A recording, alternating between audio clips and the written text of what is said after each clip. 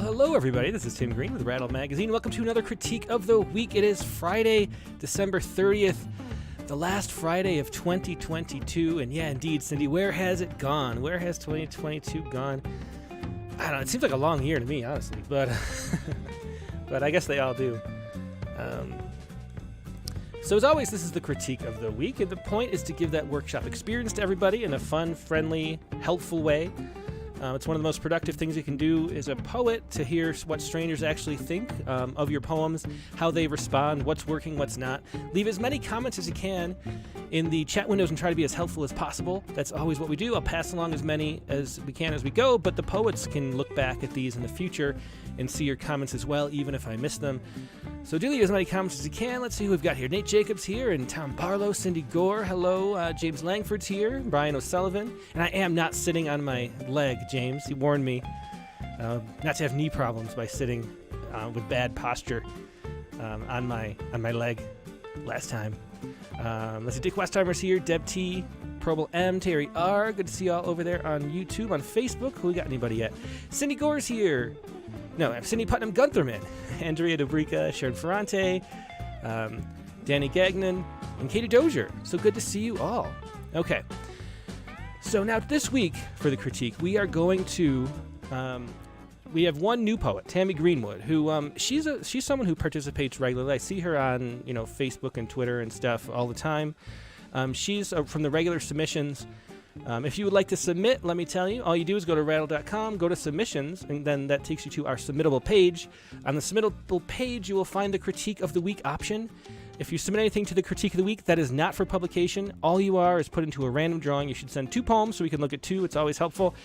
And we'll pull you out at random when we can. So all you have to do is submit. These are not regular submissions. Don't worry. Your poems are not going to be critiqued live on the air unless you ask us to by submitting to that category. So, and you can also ask a separate question. So Tammy here asked, how important is form to a poem? So we'll talk about that a little bit as we go. But also after Tammy, I should say, we have the poets we didn't get to on last week's lightning round. I think there were 5 left that we didn't get to. We went like half an hour past time and then just had to end it. Went for a nice hike with the kids. It was really nice. And then the weather, turned south the next day. So it was good we got that in.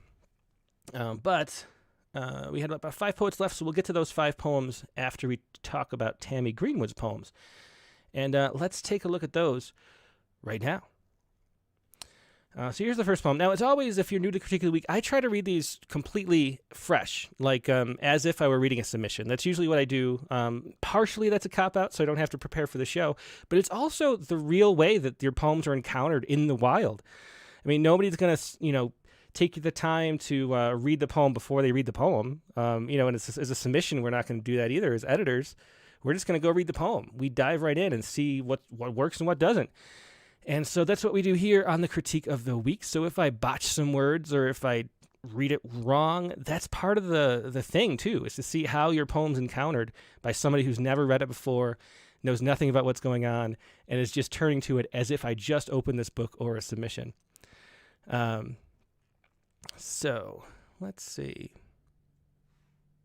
Now, this is Tammy Greenwood's poem, Lighthouse in the Desert. We have 2 poems by Tammy. And again, she asked how important is form to a poem. And I would say, it's such a general question. I don't know if she means form as in like meter and rhyme and that kind of form, formal poems, or if she means the structure and shape of it. But just to talk about that generally at the beginning, I think, and I've said this many times on these, but I think one of the things that having a nice shape and sort of a sense of structure, a sense of form gives you is just looking at it before you even read.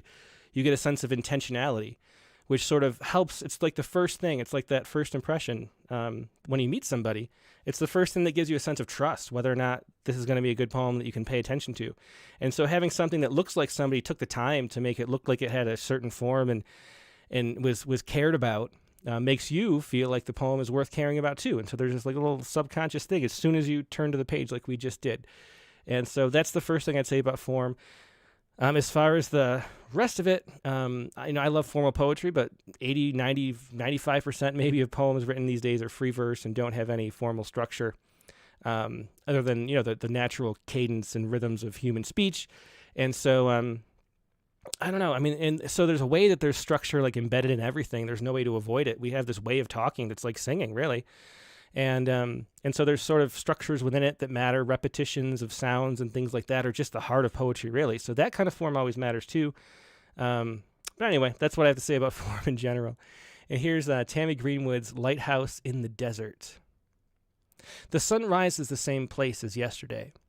I look to her for solace, but she smiles and nods as a vacant therapist, leaving me craving.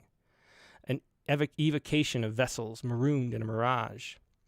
Summer's farewell resembles the end of a family vacation, exhausted and spent. Buds wither on Russian thistle, waiting only to become tomorrow's brambles. But today, the agave stands as a lighthouse in the landscape, blooming only once, sending a life-ending mono bloom 30 feet high. Bowed leaves straighten, thrust the stalk upwards. Microblooms unfold, bottom to top, dying in succession, leaving the tip glowing like a lit match, bees swirling as smoke overhead.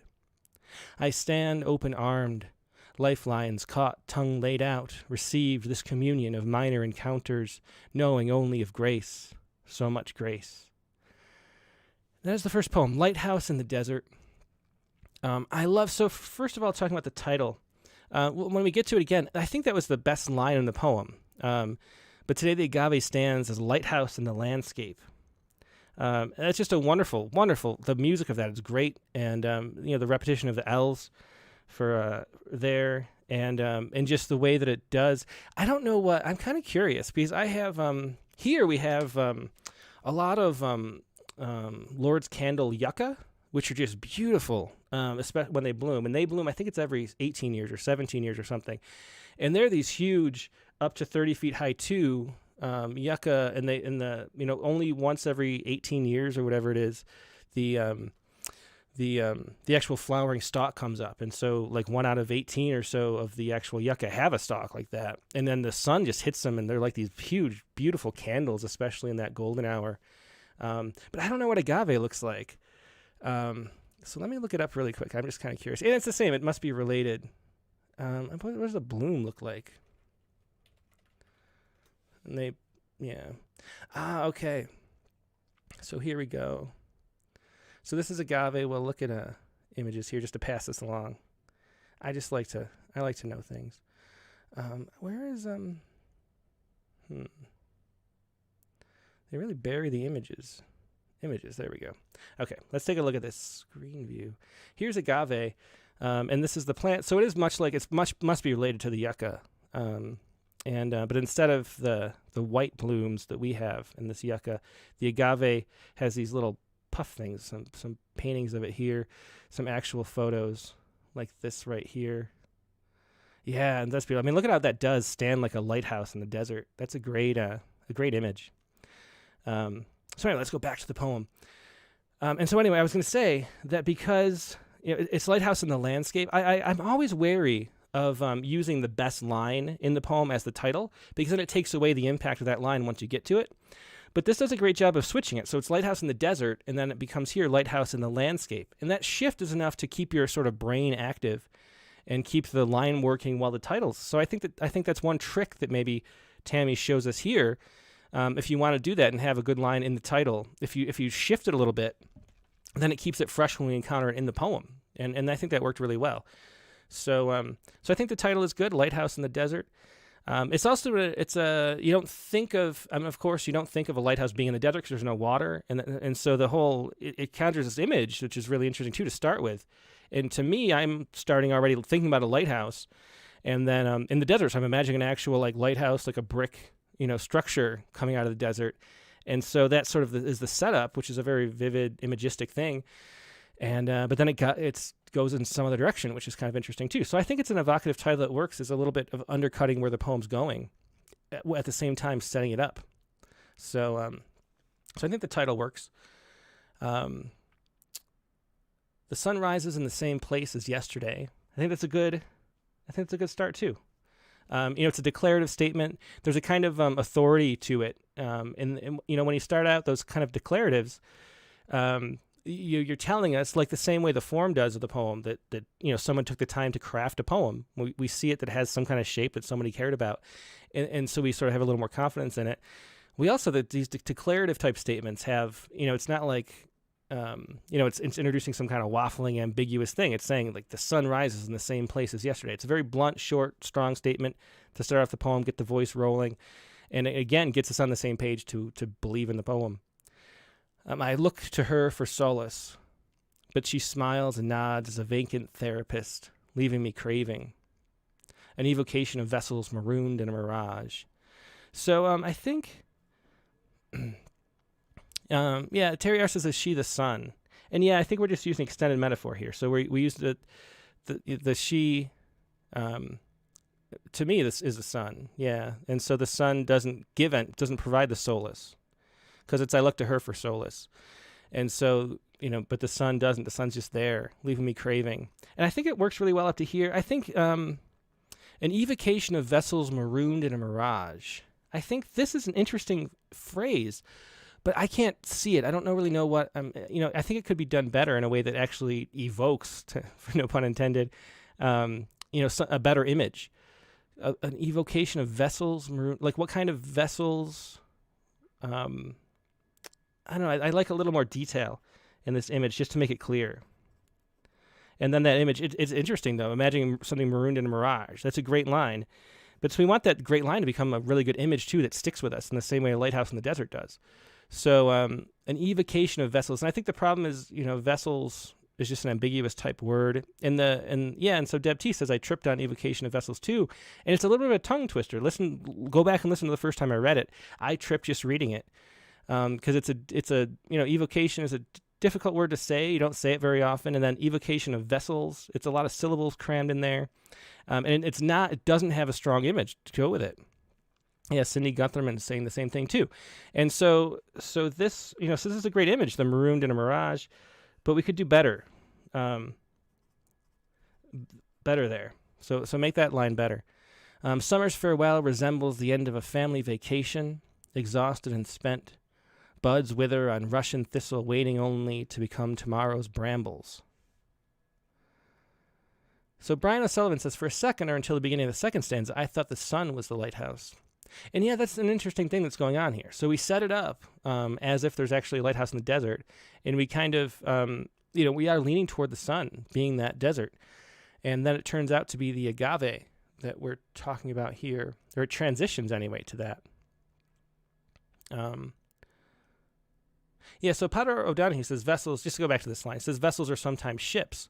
And they are, but there's multiple, you don't know if you're an evocate like of containers or of boats.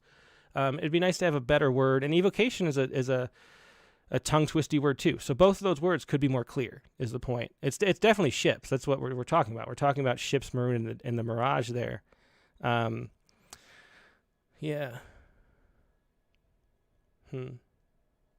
Oh, Nate Jacobs points out too that evocation equals mirage. So simplify this too. Yeah, I mean you could just say, ships. I love a specific kind of ship to really make that image sing in your mind. Sharon Francis suggests maroon vessel in a mirage. Yeah.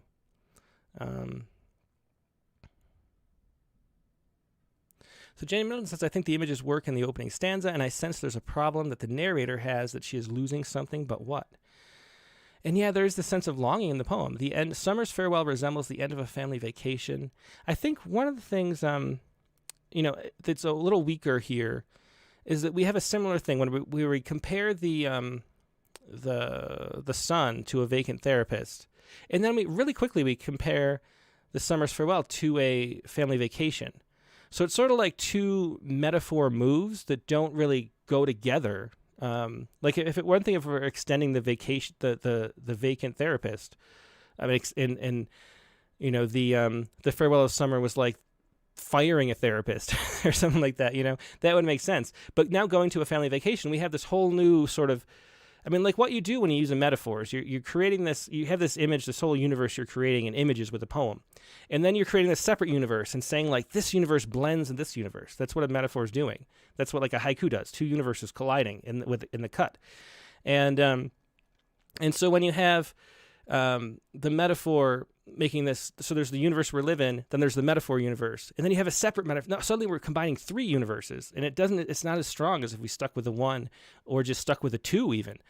And so I think using this sort of type of metaphor so close after this metaphor is something that it's not a strong move to do in the poem. It doesn't evoke as much as it should.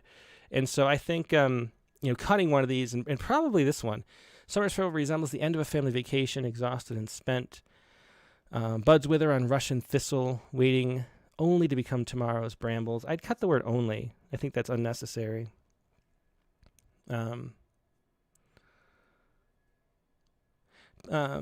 Potter O'Donohue, we're just hang up on this vessels. Potter says, ghostly ships shimmer in a marooning mirage.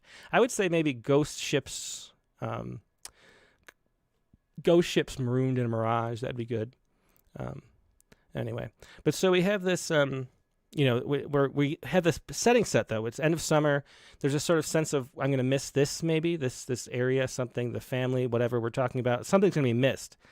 And that's what's set up here with the, buds wither on Russian thistle. I love the Russian thistle, the specific detail of that. That's good. And then we shift. But today, agave stands as a lighthouse in the landscape. And again, that's a great line. Blooming only once, sending a life ending. I think there should be a hyphen there. Life ending. Mono bloom 30 feet high. Bowed leaves. Straighten. Is it just me, or is that word? Because bowed and bowed, or it could be both fit, and they're pronounced differently, and they both work, right? Or am I just crazy on that? Because bowed, the leaves could be bent, but they could also be bowing, and isn't it the same word? Or am I? It's first thing in the morning for me, so cut me some slack if I'm just out of it. But I think, and that's one of those things where you have to kind of be aware of, if I'm not lost, that when you encounter a word like that, like read, the word read versus read is really a problem in poems. No one ever talks about this, but when you encounter the word read, there's so many times where you don't know if it's past tense or present tense, because you don't get to know which way you're supposed to pronounce it until you get the context. And so since the music and the sound is so important to the poem, like it matters whether you say read or read, but you don't know if you should yet, and that just drives me crazy. And so, so Katie says, Mary Lisa says the same thing. So it's the same word. And so you want to clarify these ambiguities, because these ambiguities in the music of a poem throw you out of the poem. And even just really briefly, like I didn't know if I should say bowed or bowed. And so, and just, I don't know how to say that. And that trips me up in the poem a little bit. Let's see. But we'll say bowed leaf straighten. We'll say thrust the stalk upwards, micro blooms unfold, bottom to top, dying in succession, leaving the tip glowing like a lit matchstick. These are just great descriptions of that image that we showed you before. Glowing like a matchstick, bees swirling as smoke overhead. And they're just great. I love this section. And the description of the agave, that they bloom only once, not something I knew. So anytime you can give people information that they might not know, that's stimulating. Sharon Friday says they bow, then straighten might be better. Yeah, so you just have to be aware of those ambiguities that are just stupid quirks of the language, because somebody reading it is going to not be as engaged in the poem. It's those little things that keep you really, really in with the poet, or sort of, daydreaming, and then you don't finish the poem sometimes. So, so be wary of things like that.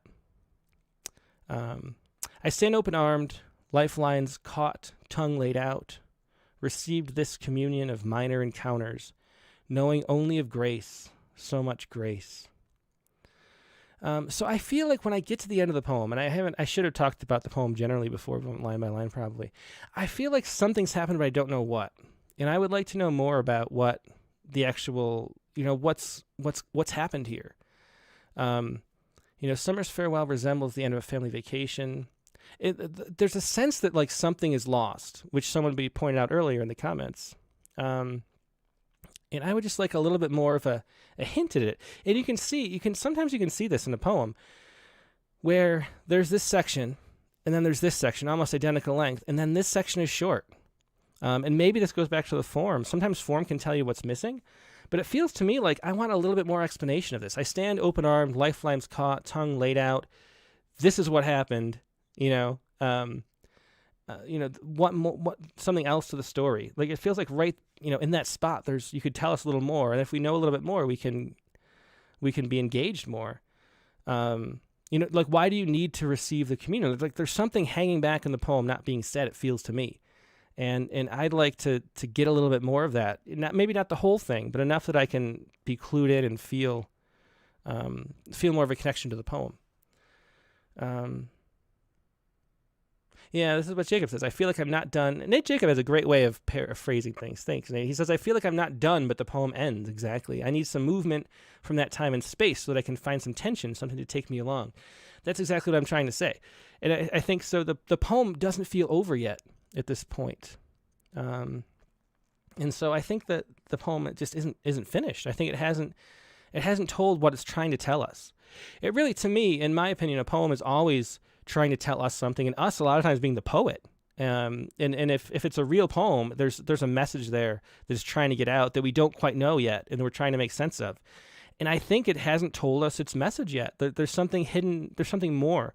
So push the poem farther at this section and see what comes up is what my main advice would be, because there's some great lines in the poem, some little tweaks to make the poem tighter, but then it's just it doesn't go where it could. And so I don't think it's not ready yet, even though it's got great potential. And I feel there's something there. I think everybody reading probably feels that.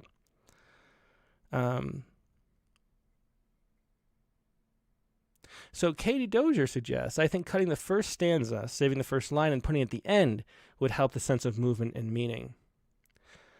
That's an interesting idea. So let's read the poem like that. I have no idea how this is going to go. So let's call it Lighthouse in the Desert. But today, I kind of like starting with but too, actually. Lighthouse in the Desert. But today, the agave stands as a lighthouse in the landscape. Because what but does is make you, it's like starting with a ... Like there's all this stuff that I've been daydreaming about before this poem came out. And so it sort of already gives you the sense of some kind of movement already. So it's a good way to start a poem sometimes if you want, like you're jumping in the middle of a thought, and it feels like you're sort of already engaged in what's going on. So that's a good way to start a poem. Anyway, Lighthouse in the Desert.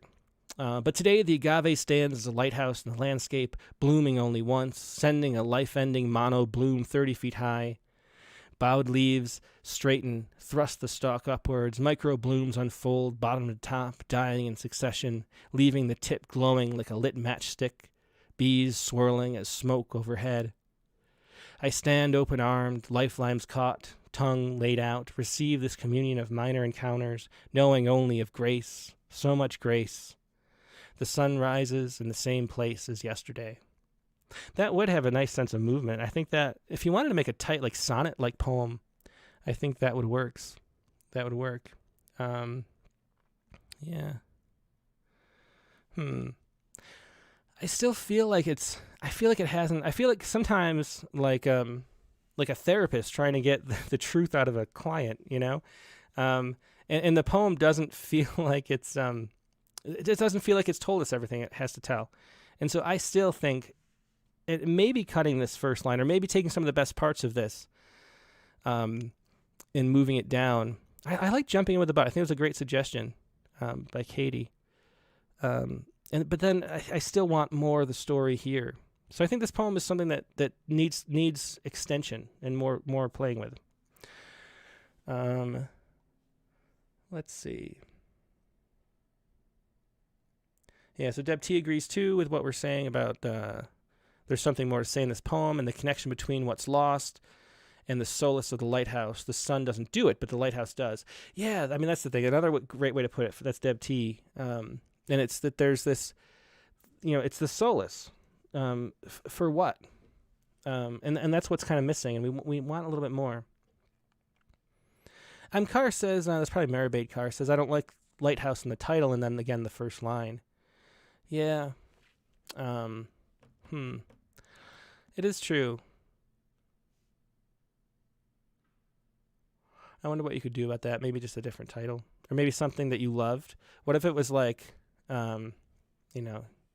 Marooned in the Mirage. I don't know, that's maybe a little too much. But you could pull out your favorite line and make it the title. And, if you have a contrast where the title doesn't really fit, a lot of times that really works well. So if ever you have like a section, a lot of times this happens where you love a line from a section, so you don't want to cut it. And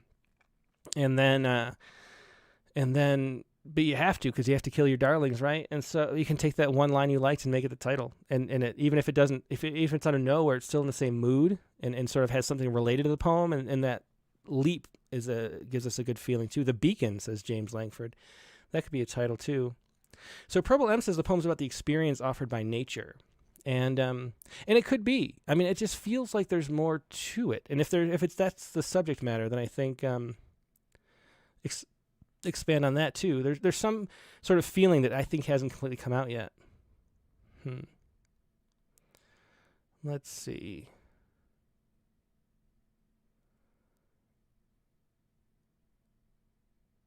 And Terry says the yesterday, tomorrow, today give us an anchor in time, but aren't exactly essential to the meaning.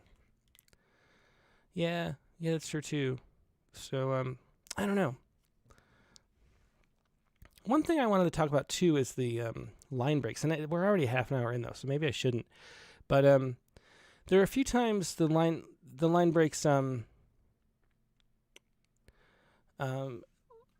like where we have a lot of very loose line breaks, the buds, the summers, and what that does is have a lot of tension in the line. It makes you kind of a little uncomfortable and a little unsettled. That's kind of the effect of it, of having buds wither and and having those hanging things, and then most of the sentences is coming through later. And I'm not sure that's the right mood for the poem too. So I wonder if I'd sort of clean up the line breaks into a more conventional, those few times where it does, because most of the poem is sort of a receive this communion. That's a very, very big sort of jolting type line break. So there are a few line breaks that are kind of big, and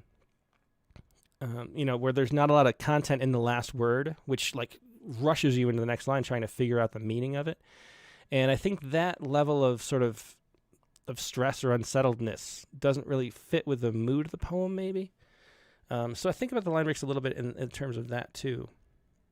So Chris Kaiser says, seems like the poet is mourning the change in the season. And yeah, I mean, that's something that I thought about. It feels like there's more to it than that. And maybe it's because the therapist and the family come up at the beginning. It seems like there's something more that this is standing in for.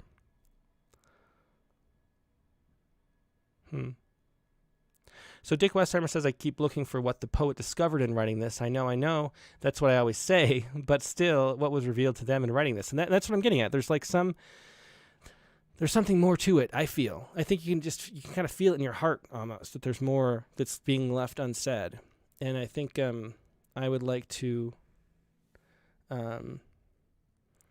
just like to expand that. Let's look at the other poem, though, because we're half an hour in and we got a lot of other stuff to do. I'm not in a super rush today either. The weather's crappy, so no hikes right after with the kids. It's very cold and just soggy. I think it rained and snowed a little bit last night, or slushed. Let's see. Okay, so this is the second poem. Again, Tammy Greenwood, Falling. You reach for me in moments that most would cut the tethered rope to keep from dying. Despite the weight of empty wombs loosely wound, we spool together to keep from unraveling.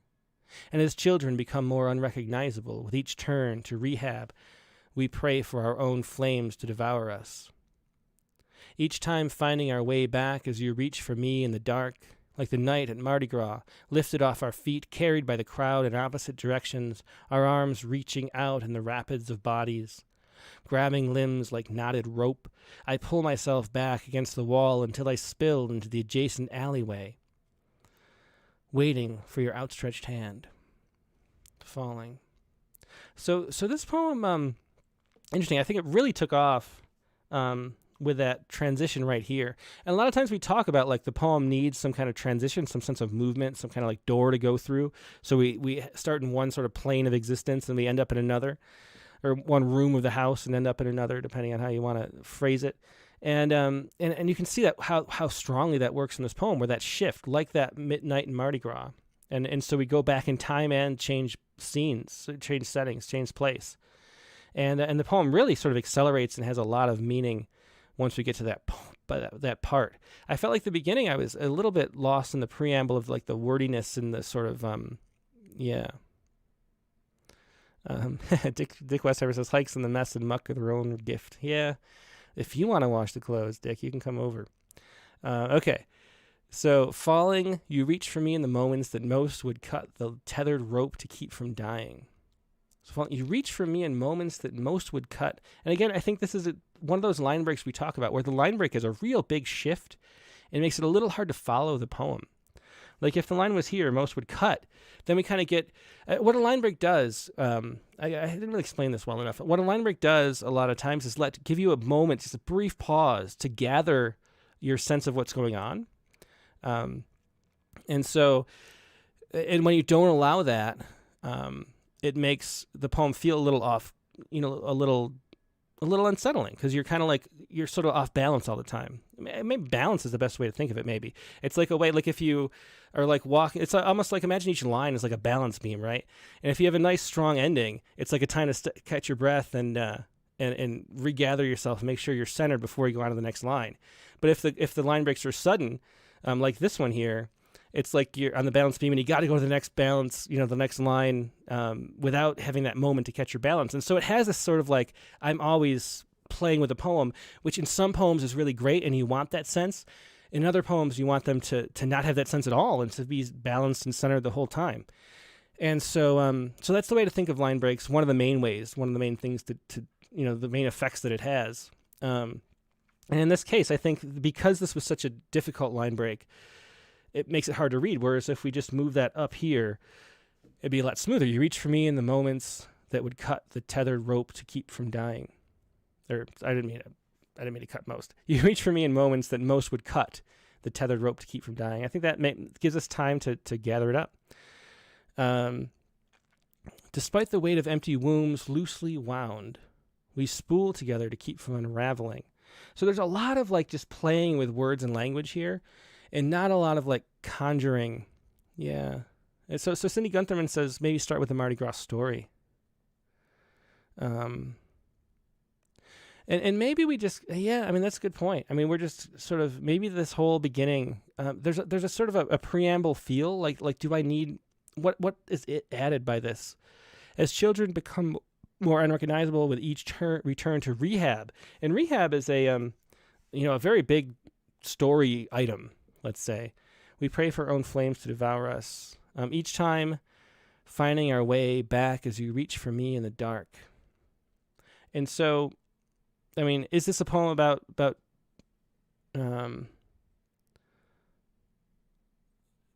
your children going to rehab for something? Is that the main topic of the poem? Because otherwise, there's not a whole lot that this first section introduces. And I wonder if you could just do the poem as just the second section. And Mary Bade Carr, sorry if it's not Mary Bade, I'll just say M. Carr. M. Carr says, likes the first two lines, but then, would jump to that night at Mardi Gras. And the poem feels, so Tom Barlow says that the rehab line is a metaphor. And Deb T says there's children going to rehab, but also empty wombs, so confuses me. Despite the weight of empty wombs. But just because the wombs are empty doesn't mean that they weren't once full, right? So, I don't know. I mean, what if we read the poem just as falling? You reach for me in moments that most would cut the tethered rope to keep from dying. Like that night at Mardi Gras, lifted off our feet, carried by the crowd in opposite directions, our arms reaching out in the rapids of bodies, grabbing limbs like knotted rope. I pull myself back against the wall until I spill into the adjacent alleyway, waiting for your outstretched hand.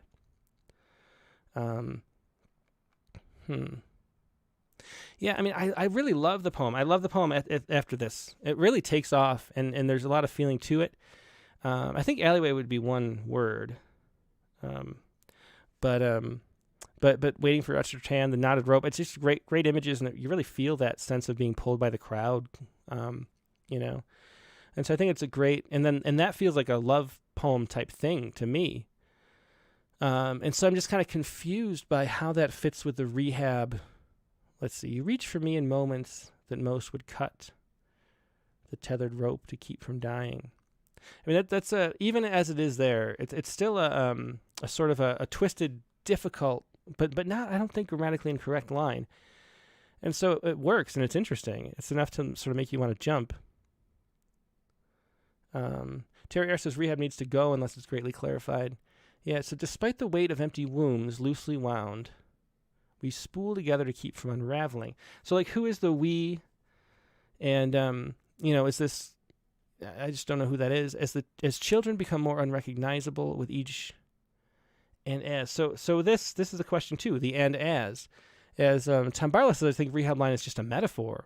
And is it? So do we jump to the universe of rehabbing children just as a metaphor? Chris Kaiser says, I get the sense of empty nest anxiety compounded by kids who can't quite cut ties.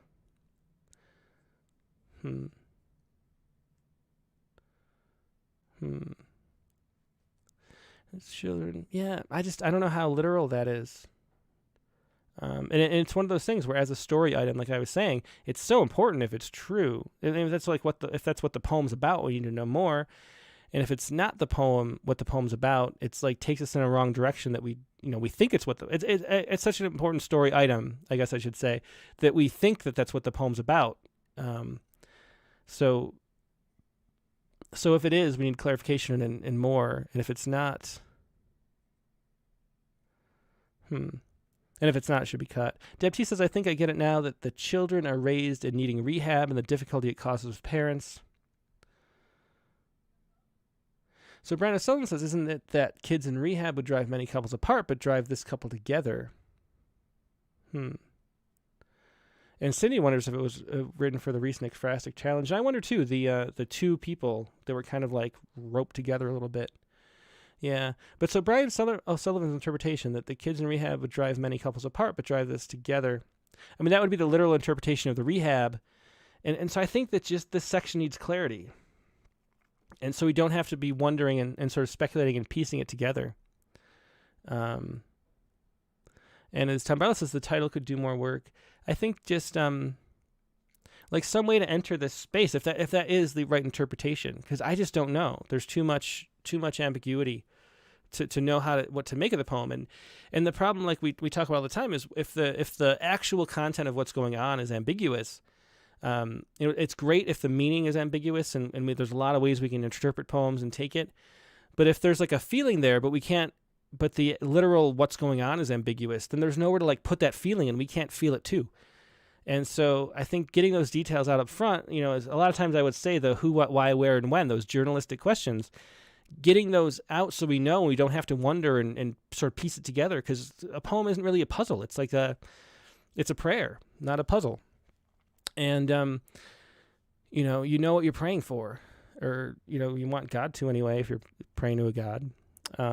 So Barbara Thompson said about loss and need for support. Yeah, definitely. Like you can feel the sort of the broad emotion of what it's about, but not knowing specifically what's going on is just so distracting to that emotion that we don't get to feel it as much as we would if we had more clarity. And so I think clarifying that situation and finding a way to get into that in a poetic way is the challenge of this poem, because the ending is wonderful. I love that. Like once it makes that turn to Mardi Gras, I think it's great. Yeah. And DFT says, yeah, this is a great poem, just needs more clarity in that section. Yeah, that's what I feel too, because this ending is just wonderful. And it was almost like like once you got the thing out that was like difficult to describe, or there was resistance or hesitance to describe what was going on, then the poem just started singing on its own for this section. And this, there's just nothing I would even change about it. It's just beautiful. And like Tom Barlow says here, she has a gift for sound in her poems. And yeah, I completely agree. So it's just a matter of getting clarity in this opening section, I would say. Let me see. I haven't looked at Facebook in a little bit. Yeah, so Mary Lisa Dedemanesis, hope I'm saying that right, Mary Lisa, says, it might help to know who the who is. And yeah, that's the thing. Muriel Class sees her salvation. And yeah, like we get that, but salvation from what? And what's the situation? And how much is the rehab literal? Jenny Middleton says, I think the poem is about a relationship, about its birth, about being carried away from each other, about needing support, perhaps feeling empty, or like a child in need of rehab. But all of these are guesses. I don't have enough concrete lines to confirm these thoughts. Yeah, because it could be a metaphor. Like, we're just mixed on whether or not that's literal or a metaphor. And Joe Bucker says, fascinating how one word, rehab, can be so off-key. Yeah, and it just throws you for a loop because you don't know how to take it. And so clarifying that one thing would fix this poem. And that's sort of how easy a poem fix is, almost. Nate Jacobs says, is there a he at all? And I haven't seen a he, no. There's some other who's, the other half of the together. Let's see. Any other comments here? Okay, I think that's it for this. So two things. I mean, just both. It's interesting. The reason why we do two poems too. There's a reason. There's a method to the madness, and the reason for two poems is to see if there's a similar thread, a similar issue to be aware of, because that's sometimes the best advice we can give. It's like, this is a tendency, and it's what's holding the poems back just in general. And here it's the lack of explanation, because we feel that the lines are great. There's great sounds, great images. The scenes are set up really interestingly and evocatively. The poems are fun to read out loud, but there's just needs more elaboration and clarity on what's actually going on in this poem, and then in this poem too. And so those are the two things that are kind of holding these two poems back. Okay. So, and Tammy's here. Thanks. Hey, Tammy. Tammy says, thank you very much. It was helpful and more or less painless. So that's good. We don't want it to be painful. We want it to be helpful. So, but these are good poems. Okay. And speaking of Mary Lisa Dodamanesis, she's the next poet, and she sent a poem in on the lightning round last week. We didn't get time to. We have 5 of these to go. Nate Jacobs won. I'll see. Who do we have? I'll tell you right now. So if you're in line, you won't leave. Danny Gagnon, who I saw earlier, is definitely here right now. Elizabeth McCarthy is this one, Carrying Regret. And Nate Jacobs, who we definitely saw. And Kate Potter, who, have I seen Kate yet? I'm not sure I have, but we'll do these poems regardless to finish out this week's critique.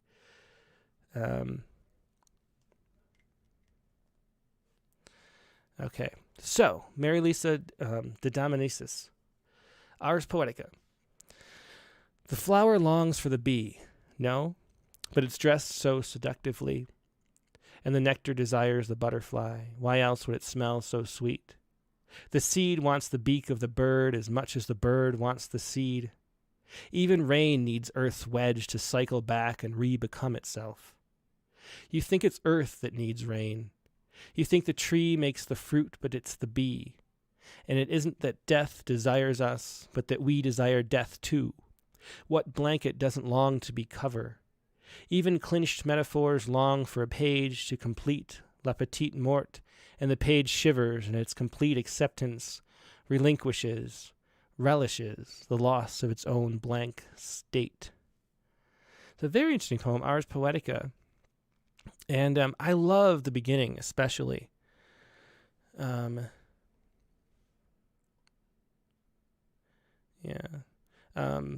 Look at some comments again. I love the beginning. The flower longs for the bee, no? And there's this way that it starts, and these sentences are much briefer too.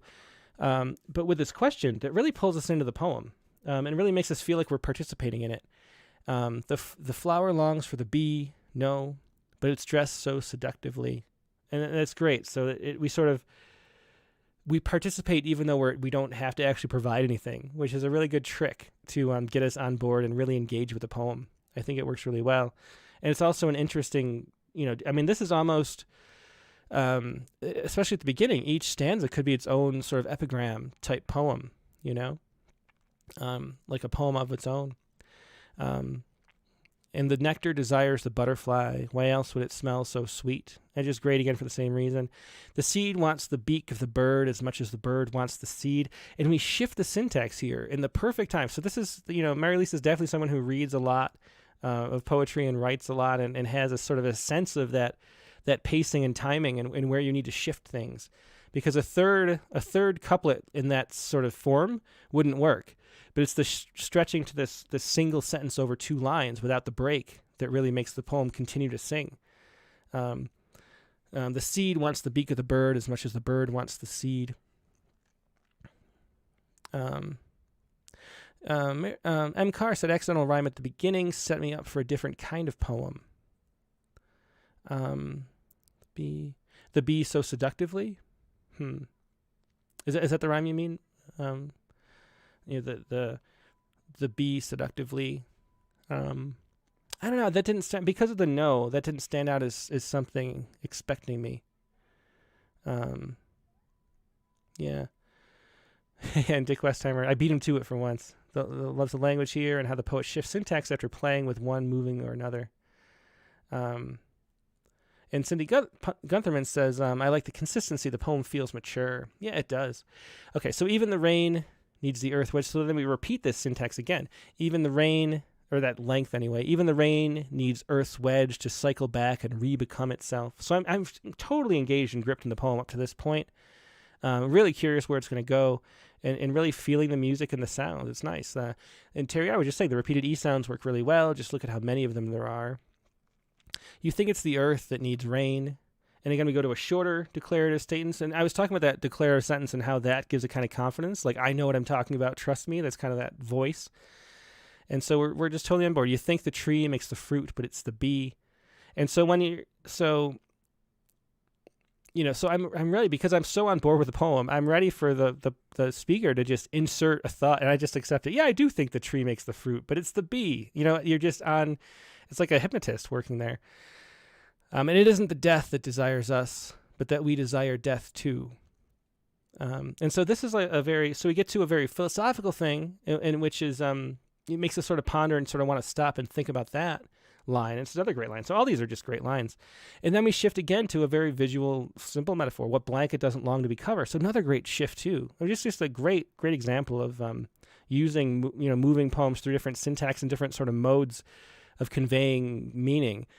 From images to declarative sentences to sort of philosophical ponderings to questions. It's a really good mix of things. What blanket doesn't long to be covered? Even cliched metaphors long for a page to complete La Petite Mort. And so this is where I lose it. In these last, so I love it to there. Even cliched metaphors long for a page to complete La Petite Mort, the little death, and the page shivers in its complete acceptance.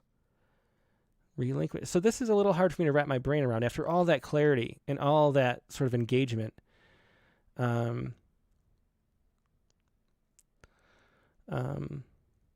Terry R wants the La Petite Mort italicized. I'm not sure because it's used in English so much. I'm not sure if it would have to be or not. You'd have to check the like Chicago Manual of Style or something for it.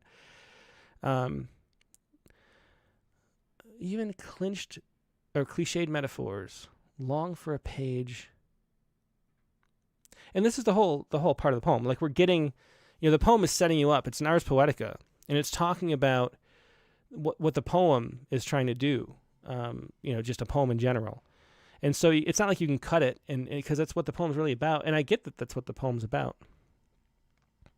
Yeah. So Purple M just Googled La Petite Mort. It means a little death, and it's what the French call an orgasm too. So it's a sexual thing as well. For a page to complete La Petite Mort, and the page shivers in its complete acceptance, relinquishes, relishes the loss of its own blank slate. I like that idea. I think I maybe explained wrong. I love the idea of the Ars Poetica being this, of the page wanting a poem on it just as much as the flower wants the bee. It's the part about even cliched metaphors long for a page to complete La Petite Mort. I think there's something like sort of clunky about this. That just pulls me out of the poem. I think it like this one, maybe it's just these 2 lines that could be or they're not said in sort of a musical way like the rest of the poem is. And so for a page to complete, so Brian Sutton says, is La Petite Mort here intentionally self-reflexively a cliched metaphor? I mean, that's the kind of layers that the poem is doing, which Chris Kaiser talks about too. I love how the content takes cliched thought and makes it fresh. It's sort of turning over cliches and sort of reusing them and sort of playing with the fact that it's using them, which is really fascinating. Yeah. Yeah, and so Cindy Guntherman explains it here. When the page is written on, it's no longer blank and fresh, but fully written on. It's finished and complete. And yeah, and so it's yeah. Could you just, yeah, so Deb T says, could you just omit that to complete Le Petit Mort?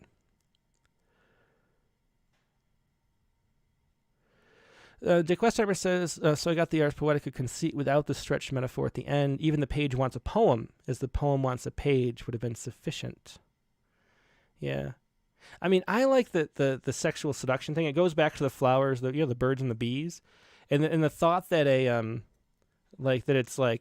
erotic to a piece of paper to have a poem written on it, I think is really cool and like the heart of the poem. And so I want to keep the idea of it. But could we say it maybe just like Deb C says without the Le Petit Mort part, because that it's just the language of it doesn't have, it's not as clean and mellifluous as the rest. Even cliched metaphors long for a page. What would we do for a page? What could you do? Even cliched metaphors long for something. Yeah, you could just have some word here, and not to complete La Petite Mort. So Deb T thinks that what I think you need something right here. You know, even cliched metaphors long for blah blah blah. The page shivers in its complete acceptance. I think that relishes the loss of its own blank slate, which I really love the ending too. And so I think cutting this and then finding just the right word or phrase right there.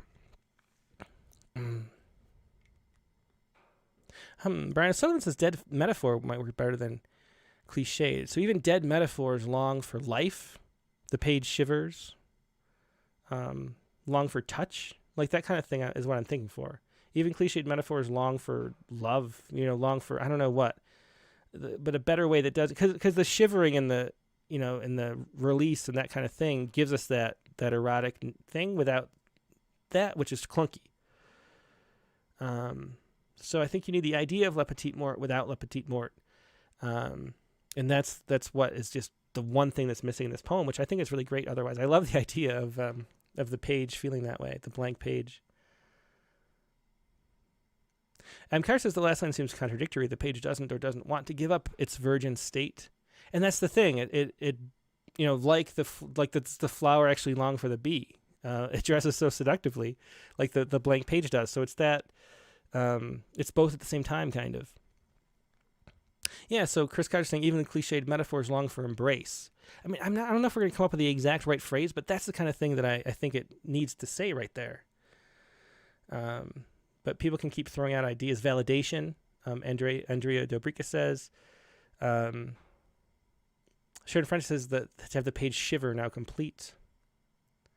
Yeah, so Nate Jacobs says, I do really like this overall. The ending just feels rushed and a bit forced, which is why it loses some of the tight feel of the early couplets. Yeah, exactly. So, yeah, that's just the one thing. It's great otherwise. Jenny Milton says, could something more be made of the blankets? A different link to the sexual image. Yeah, just, I don't know. There's just one spot. Otherwise, the poem's great. So I would just work on that. You'll find it. I have confidence in you, Mary Lisa. Let's move on to the next. So Potter Downey says, a blank page can be seductive or terrifying. Yeah. Yeah. And Jeff Littlejohn says, does the page long for the pen to release it? Yeah. Okay. Let's look at the next poem because we're getting on. Got to keep moving. So Danny Gagnon is here. Sharon Francis' great poem. Yeah, that was really good. Like it's very very close. That one line, fix that up, and then it's singing. Marseille Sense. I hope I'm saying that right. I just have to guess when I don't know words. I'll read it and then I'll look it up because I like learning and I don't know that. Marseille Sense. Marseille Sense. I don't know how to say it. Marseille Sense. It's a withering and persistent plant of organs that normally are shed. There's a term commonly applied to plant leaves. So you learn something every day. I'm not sure how it's pronounced. Marseille Sense. Is there a pronunciation guide? I should really learn how to read those pronunciation guides. That would be very helpful in my life. But this doesn't even have one on Wikipedia, so I'm not sure how to say it. Anyway, we're pretending it's Marseille Sense.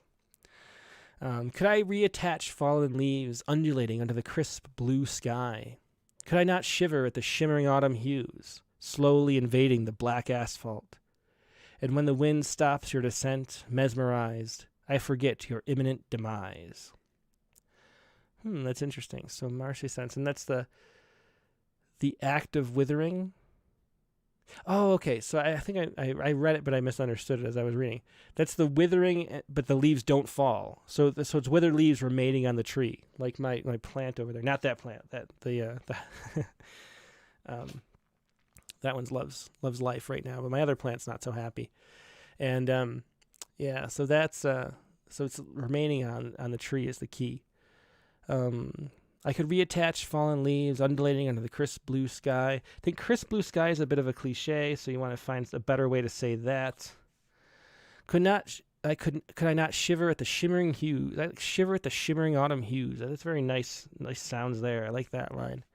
Slowly invading the black asphalt. And again, there's this nice, the sounds there are really great with the black asphalt after the beautiful, flowery, smooth kind of shiver at the shimmering autumn hues, slowly invading the black asphalt. Those hard consonant sounds are really good. And the repetition of the A sounds there too. So great sounds in those three lines. And when the wind stops your descent, mesmerized, I forget your imminent demise. And so this is one of those poems, it can work, but we have no idea what he's actually talking about. It's a poem that's somebody who knows the situation would know, but what's going on with the you, we don't know. And whose descent? Like what kind of metaphor are we talking about here? And then there's the question of sometimes you don't need to know. And it's really hard to know if it's a time you don't need to know. Does the poem do enough just having the metaphor without, just the sign without the signified? Sometimes it works, and having a mystery of what the poem's actually about literally can work as a poem. And sometimes it just leaves you just wanting more and not knowing. When the wind stops your descent, mesmerized, I forget your imminent demise. So I'm not sure. I'm kind of left wanting. It leaves me hanging a little bit, no pun intended. And yeah, so Deb T says, who do we think the you is? And we're just left to speculate. Cindy Gore says, I'm loving the nature theme of all the poems this week. Could I reattach your fallen leaves? Sets up the conversation, says Tom Barlow. Brian also says at the literal level is the you a leaf. And I think what I think is that it's at the figurative level. But yeah, I guess, we're talking to a leaf and that's standing in for somebody. But it kind of shifts there, doesn't it?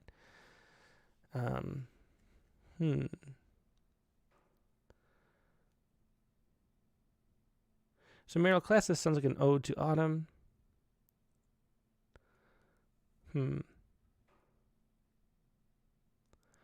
Yeah. Sharon Frente says, love this short poem, but I would take away could it go with the images of I. So Sharon Frente is a master of short poems, as we know, says just take away the could.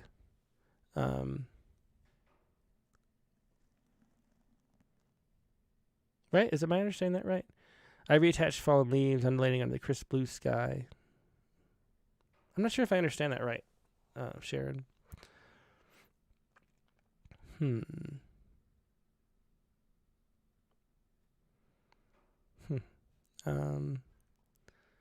Let's see.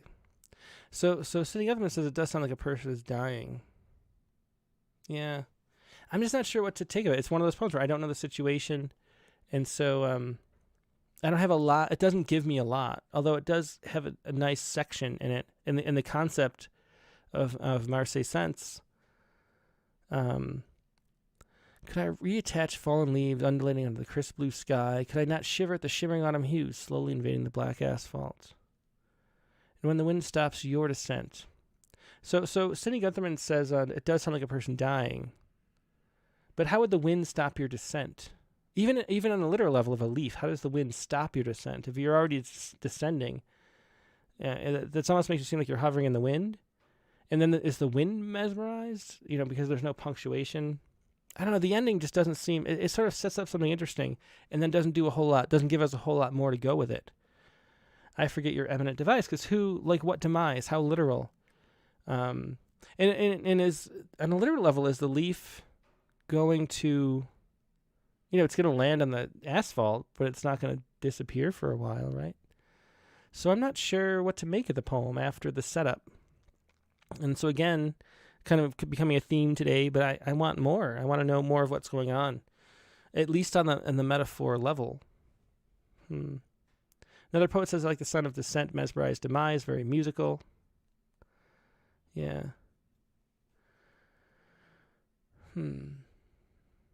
Yeah, Probel says, yes, sounds like trying to delay imminent demise of a loved one. Cindy Gutherman says, should there be a comma after wind stops? But there's no punctuation in the poem.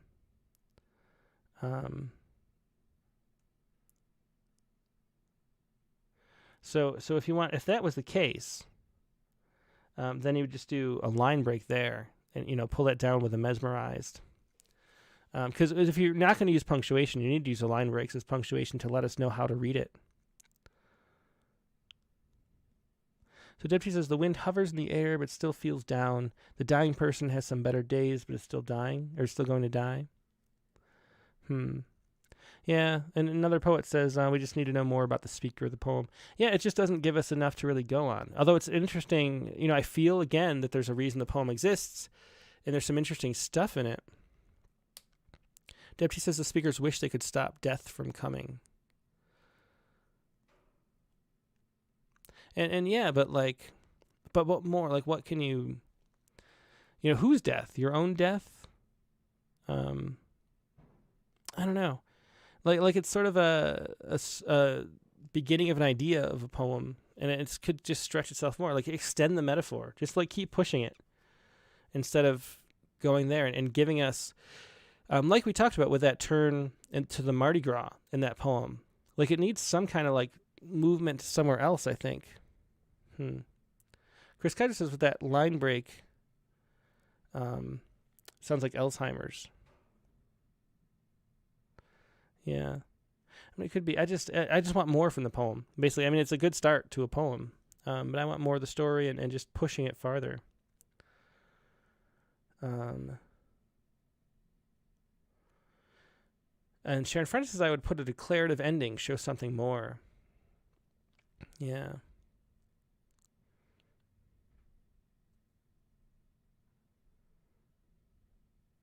Joe Becker says need some details in narrative arc, even if it's a short arc.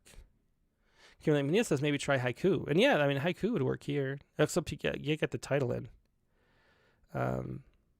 Yeah, and Mary Lisa says we need to know more about the speaker of the poem. Yeah, it just doesn't give us enough to go on, although it's interesting. So push the poem farther is our suggestion here. I think we got 2 left, right? Or if it's 3, I really got to hustle. Okay. Oh, it is 3. Okay, let's move quicker. This is Elizabeth McCarthy. Yeah, McCarthy. Carrying Regret. And let me get some coffee. I've had a whole 3 sips. Okay. Okay, Carrying Regret. She carries regret in the lint-lined pockets of her old wool coat, shouldered by the wooden hanger that held on for years in the dark closet. Taken out to wear on winter walks through the silent snow, hands in pockets, she feels the soft pile of words unspoken, now touched and tangled in sorrow and regret, until spring appears, returning her coat to the waiting hanger that holds its heavy weight still in the dark. Yeah. Interesting. So this poem, we get a much better rounded sense of what's going on. Carrying regret. So the whole poem is going to be a metaphor for regret. So it gets that out of the way right away. We know we're in sort of a metaphorical space where the image we see are going to be applied to that concept of carrying regret. So the poem really tells us what it's doing, and then sort of dares itself to do it in an interesting way. And we'll see. We see if it does. She carries regret in the lint-lined pockets. Should be a hyphen there. Lint-lined pockets of her old wool coat. And there's a nice rhythm there at the beginning too. She carries regret in the lint-lined pockets. That's I feel how quick that moves. That's the difference. We in haiku, Japanese is a what is it? Moraic language, and which is the time of sounds is more important to the ear than syllables. And these are quick, short morai in the lint-lined pockets of her old wool coat. Feel the difference in speed of those syllables, even though the different number of syllables, it's like takes the same time to get through. That, by the way, is why haiku is not actually 575. But the lint-lined pockets of her old wool coat, it's like the same thing as the Ezra Pound in the station at the Metro, the apparition of these faces in the crowd, petals on a wet black bough, the old wool coat. It's just a great use of sound going on there. Shouldered by the wooden hanger that held on for years in the dark closet. And so Potter O'Donoghue loves the first 3 lines. I think the second 3 lines work too. Katie Dozier says, I take out direct references to regret. Without saying it, we would know what it means. A metaphor poem with only a little expansion. Yeah. I mean, it could say, Katie Dozier, would you say carrying it, would we have that in the title? Or somehow just not even mentioning it at all? Because you could say like what she carries. And she carries it in the lint-lined pockets of her old wool coat, shouldered by the wooden hanger. Yeah, so I'm not sure. I could see it either way. Or do you just mean in the body of the poem, though? Think about it both ways. Taken out to wear on winter walks through silent snow. Again, the great, like a lot of times, we talk about adjectives being weaker than other kinds of parts of speech to be inserting in poems, but they're really used well here. Okay, so Katie says, but the title. So Katie says exactly she carries it, but would you still call it carrying regret? That's what I'm wondering if you're saying. Would the title still be carrying regret? Or would it be like what she carries, so we never say regret at all? And I could see it go either way. I'm not sure which one I'd prefer. And the problem is once you see what it's about, you're sort of contaminated as a reader. So if we edit it that way. So Katie says I'd try to take it out of the title too. I think the strongest metaphor poems do not actually state the theme anywhere. Yeah, I think you're right. Yeah, so what if we're just carrying? She carries it in the lint-lined pockets of her old wool coat. That's true, because there is that sense of meeting the reader halfway, or and so if we get to figure out that she's talking about regret, then we feel it more strongly because we participated in that, and so maybe that's something to keep in mind. Taken out to wear on winter walks through silent snow. But I was saying, the dark closet's a really nice adjective, and the silent snow is a really nice adjective too. Like it actually adds a lot. The silent snow and the dark closet adds a lot to that image and to the content of that image. So, yeah. And Potter says, could be lost from the title, over-egging the pudding, he calls it, which is a great way. Yeah. You're winning me over on this idea. I like it. Taking out to wear on winter walks through silent snow, hands in pockets, she feels the soft pile of words unspoken,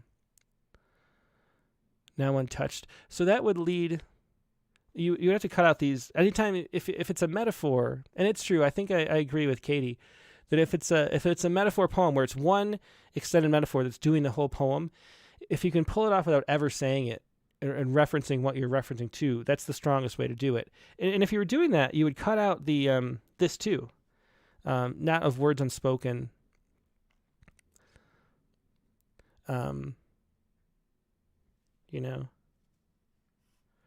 So you could say like, until spring appears, returning her coat to the waiting hanger that holds its heavy weight still in the dark.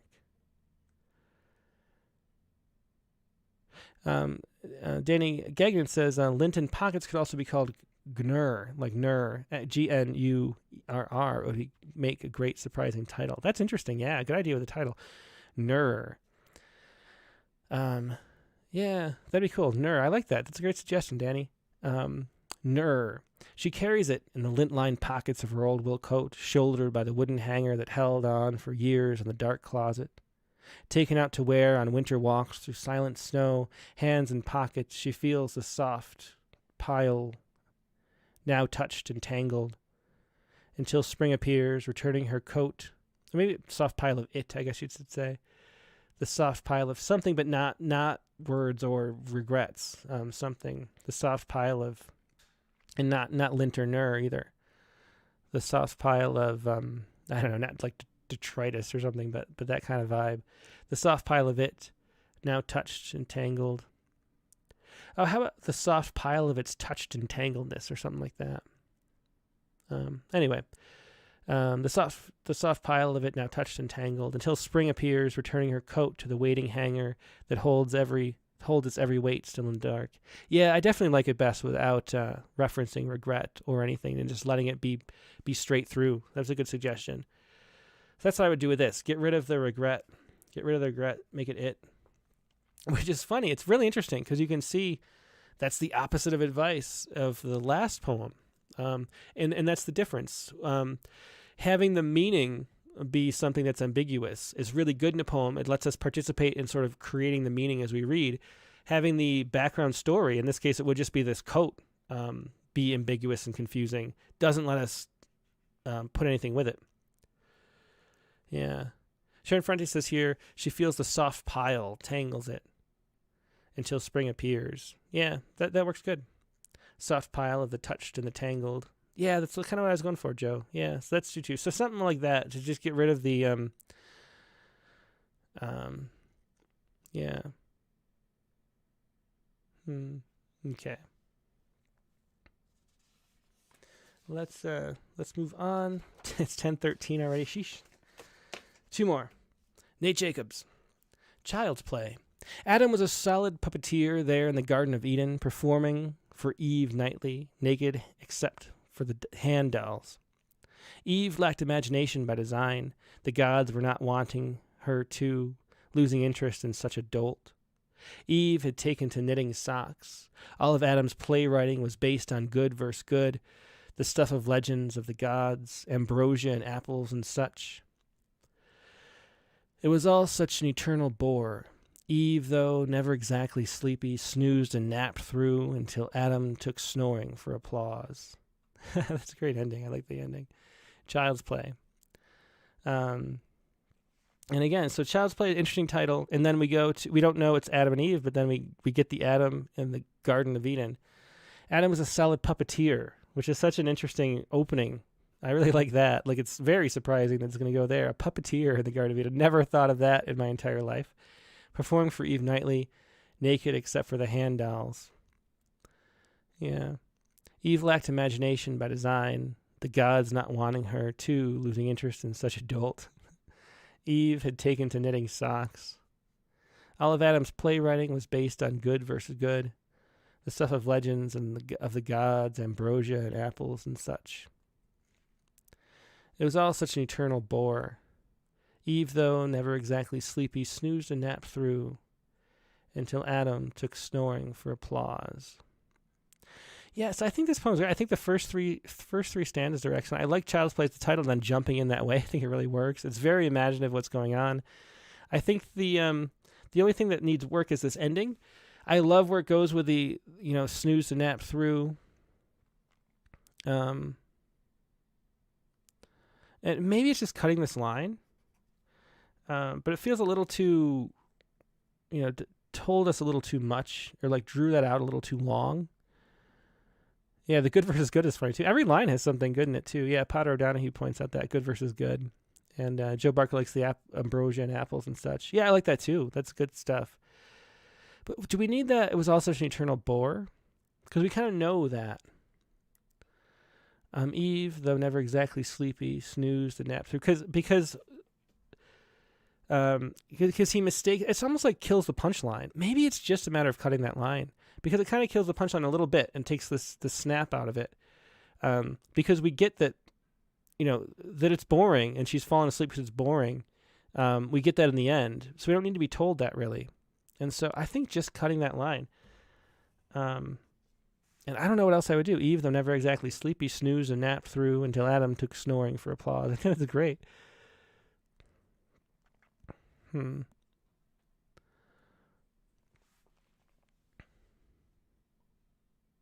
Jenny Middleton says, was Adam a puppeteer, though? Wasn't he just as controlled? Good versus good is an excellent line. Yeah, I mean, that's kind of the thing. It's like he thinks he's doing something meaningful, and he's not at all. And I love the play of the child's play, too, because it's child's play or like a play made by a child, So, yeah, I like this a lot. I'm not sure. I'm struggling for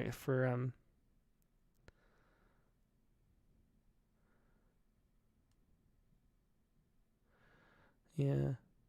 Yeah, and so Dick Westheimer, too, says just delete that line. Is there anything else to say? That's the change? Yeah. Yeah, Cindy Gore loves these snoring for applause.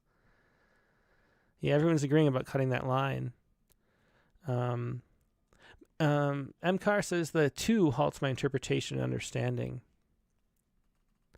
So it's up here. Eve lacked imagination by design, the gods not wanting her too, losing interest in such a dolt. I think that implies to me that the gods are bored too. Yeah, Eve lacked imagination by design, the gods not wanting her too, losing interest in such a dolt. I don't know. I mean, if that, I took it that way, but I could see it being confusing for sure. Should we cut the 2 as well? Because it works fine without it. Eve lacked imagination by design, the gods not wanting her, losing interest in such a dolt. It does raise the question of who else is losing interest. And but I think it implies the gods are losing interest, and I like that. So to me, I think I'd keep it. I'd lean toward keeping it. But if enough people are confused, a bunch of people, Dick Westheimer saying that too, and Deb T.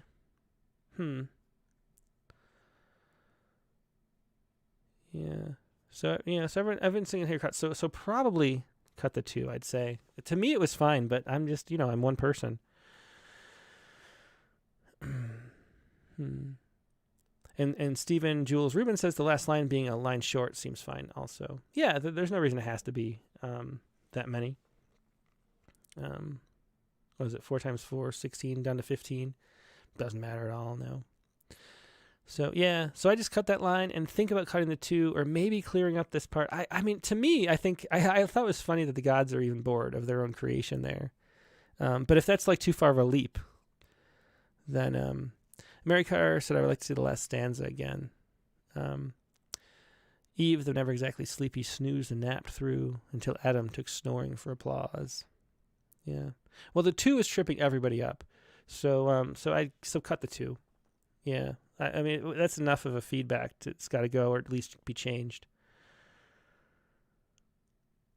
And Potter Donahue mentions the boar snoring half rhyme. Yeah, I like that too. Yeah, everyone over on the other side saying cut the... Oh, Sharon Friendly says maybe cut the at all instead of the 2. Where was the at all? At all.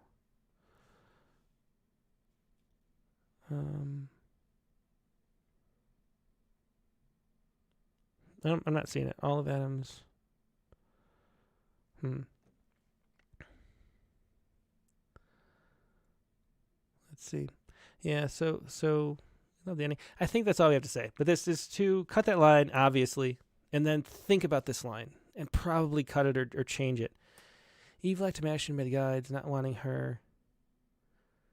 Oh, I think maybe yeah, I was going to say, Sharon, just now. I just got it. So she's put at all instead of the 2. So Eve lacked imagination by design, the gods not wanting her at all, losing interest in such a dolt. I don't know. I mean, I think you just cut it without the at all. I don't think... Because what the 2 adds is it means other people are losing interest too. And I think that adds something. But it's not something that you need. So anyway, I think it's a great poem. I really like it a lot of fun. It's Child's Play by Nate Jacob. And last but not least, we have two, but they're very short, from Kate Potter. Originally, she sent this Senryu, and then sent the extra two because she didn't want to waste her shot on just one little thing. New Year Cheer by Kate Potter. The New Year slides in, though nothing is finished. We carry out our resolutions like sacks of trash at the point of bursting. It doesn't discourage me. I've extended my deadline for resolutions to 365 days a year. It keeps me in the holiday spirit. That's great. That's a great sort of punchline type poem. At the ending there is really funny. Yeah. The new year slides in, though nothing is finished. We carry, and I really, there's a period at the end of the poem, and there's no other punctuation. I don't see what's gained by not having any punctuation in this. And so at this point in the poem, I don't know yet that there's going to be this like lack of punctuation. So when I read this line, the new year slides in, though nothing is finished, and I get a little confused, and nothing is gained and something is lost there. And I think it's the slow kind of movement of a poem where it wants a slow pace. You can kind of feel it in the language. So I would use punctuation and just, capitalize the we, put a period there. The new year slides in, though nothing is finished. We carry our resolutions like sacks of trash at the point of bursting. And yeah, I think that's a great start. A very simple and like Katie Dozier saying here. I would try the bare bones like this, like the awesome Mike White style punchline poems. Yeah, very Mike White. If you want to look at more poems like this, Mike White's great. There's an episode of Rattlecast about I think it was like in May or so where Mike White was on with all of his short sort of the sort of punchline one-liner almost poems that really work well because they're so like sort of mystical one-liners. But anyway, so the beginning is really great. The new year slides in, though nothing is finished. I mean, slides, it's a good use of the verb there. We carry out our resolutions like sacks of trash. Nice little metaphor. Katie Dozier points out the way here in the chat window on Facebook. If you want to see the way, look up the way by Mike White from Rattle. And we carry our resolutions like sacks of trash to the point of bursting. That's great. It doesn't discourage me. And I would just use punctuation. It doesn't discourage me. I've extended my deadline for resolutions to 365 days a year. It keeps me in the holiday spirit. I don't know. Other than I would really punctuate. It doesn't discourage me. Like, we want this poem to move slowly. It also becomes more surprising if you move it slowly. Because we kind of expect something expected, and then to pause, then get something unexpected makes the effect more powerful. So anyway, it doesn't discourage me. I've extended the deadline for resolutions. And then this one, 365 days a year, written out like that, I would just use the number 365. And in poems, their style guides say the Chicago or the AP you use for whether or not to write out numbers. For AP it's up to 10. No, for AP it's up to 100, and for Chicago it's up to 10. But in poems, I just use whatever's best, whatever the poet did, because sometimes the number's better for a poem. And there's a real long clunkiness to this that I think I would just write out the number. I've extended my deadline for resolutions to 365 days a year. And then another stop, because this is the real punchline. It keeps me in the holiday spirit, which is a funny way to go with it. So I think it's a nice little,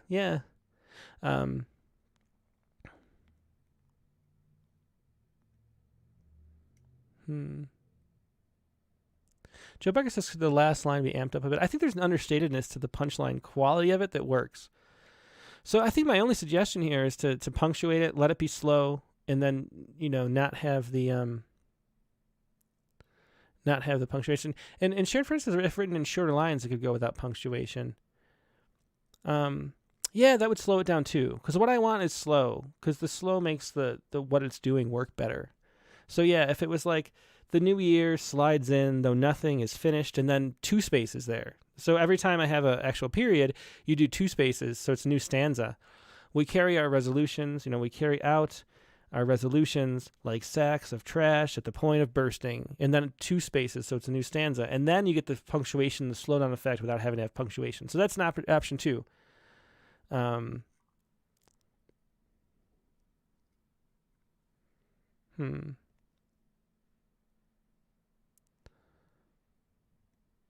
Andrea Dobrica says maybe replace days with another word. 365 drives the point home already. Yeah, that's a good point. You could just say, I've extended the deadline for resolutions to 365, and you just end it there. You don't even need to say days a year. It keeps me in the holiday spirit. Yeah, I think that could work too. So just one or the other way to slow it down, clean up the punctuation, but I like it, and yeah.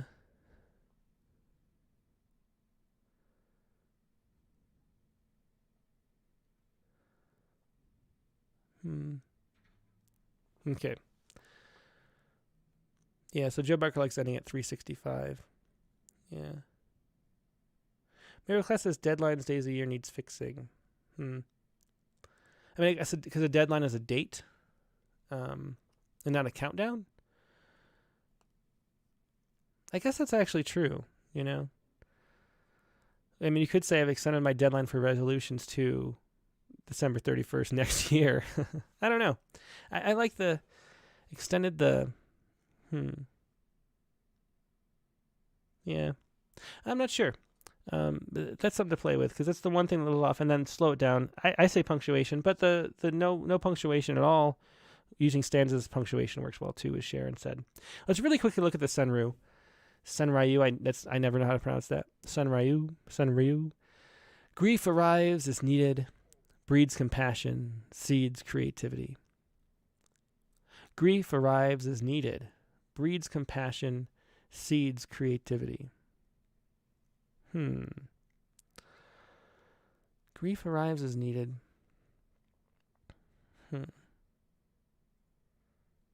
So where is the cut in this poem? Because really, haiku are about a kind of juxtaposition, even if it's a syntactic juxtaposition.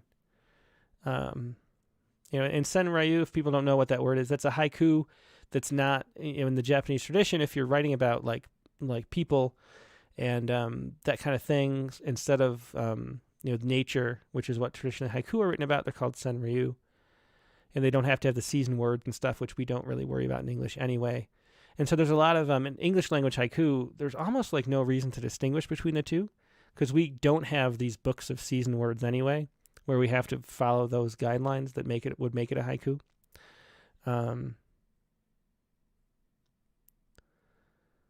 Let's see. But so grief arrives as needed, breeds compassion, seeds creativity. I'm not sure. It needs to do something. It needs even a haiku. Like we talk about sense of movement and going from one place to another. That's what the juxtaposition does in a haiku. Is it makes it feel like it's moving, like something is transformed. Like you can't transform something unless something changes. So Sharon Friendly says grief as needed breeds compassion. What if it was grief arrives breeds compassion as needed? I don't know. It's almost like it needs to do more. It needs some kind of different place to go, and so I think it's not holding up as a senryu. Yeah, and so Joe Barker says I don't see the shift juxtaposition. Yeah, that's what's missing, and so it doesn't have that like kick. It's that weird feeling of mu. I think they call it, right? Mu, or is it ma? I can't remember. Mu or ma. One's one and one's the other. But anyway, or the haiku moment is what we would say too.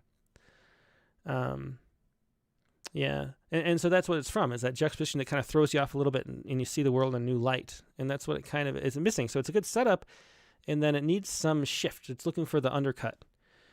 So anyway, that's just a quick.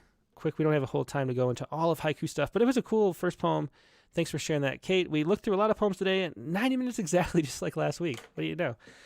But anyway, that is going to be the show for today. Looked at a lot of poems. Thanks, everybody, for sharing them. Hope this was helpful, as always. That is the point, to be as helpful as possible. So Joe Parker says, third line could be rusty wheelchair. Let me just to illuminate that point, right? That's the kind of thing we're talking about. Grief arrives as needed, breeds compassion, rusty wheelchair. Like something like that. that you're forced to compare these two things together, and that friction between what you're forced to compare is really like the substance of a haiku. So anyway, yeah. But thanks for good. I should have come up with an example. Thanks for doing that for me, Joe. All right, so as I was saying, that is the show for today. Thanks, everybody, for joining me. It's been great. It's a really fun critique, as it just always is. I love doing this every Friday. If you'd like to participate with a poem, like I said in the beginning of the show, you can. All you have to do is go to rattle.com, go to submissions, find the Critique of the Week section there on Submittable, and submit 2 poems, and you'll get picked at random at some point. Now, next week's guest on the Rattlecast is going to be, let me tell you the prompt first. Remember, the prompt was a sort of experiment. We'll see if this actually works. But I want you to tell us a secret in your poem.